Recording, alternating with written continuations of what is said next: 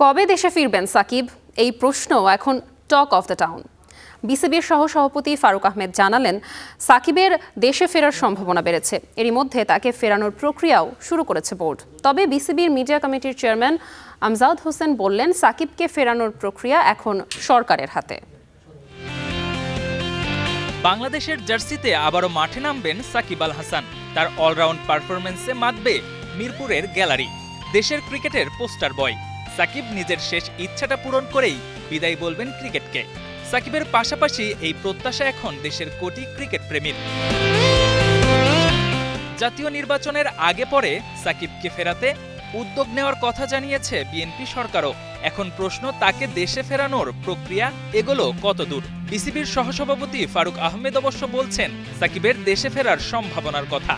অবশ্যই একটা সম্ভাবনা আছে।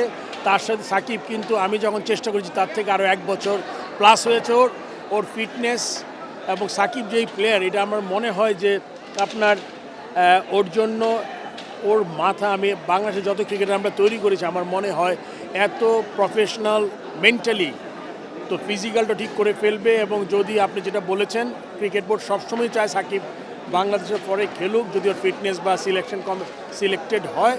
আমার মনে হয় সাকিবের এই জিনিসটা জারি আছে এবং অনেক দূর এগিয়ে গেছে। আমার মনে হয় এটা আপনারা খুব শীঘ্রই একটা হয়তো সংবাদ পাবেন। বিসিবি চাইলেও সাকিবের আইনি জটিলতা কাটাতে শেষ পর্যন্ত হস্তক্ষেপ করতে হবে সরকারকেই। সেটা সরকার দেখবে, সাকিবের মামলার বিষয়গুলো সরকার দেখবে, ওখানে আপনার যোগাযোগ করা হচ্ছে।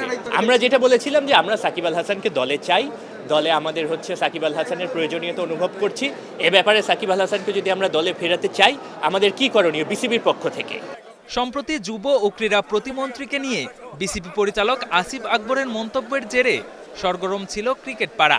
সাবেক পরিচালক ফাহিম সিনহা বলছেন, এসব ক্ষেত্রে আরও সতর্ক থাকা উচিত। বিসিবির মতো একটা মানে অর্গানাইজেশনের আপনার একটা মিনিমাম স্ট্যান্ডার্ড আছে। কথা মানে বলে মানে বের হয়ে গেলে তো বের হয়ে গেল।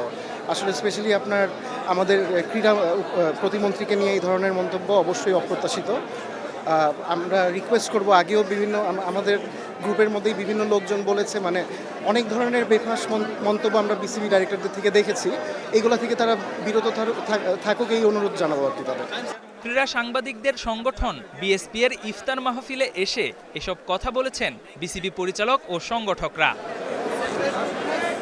KM Sony, Star news.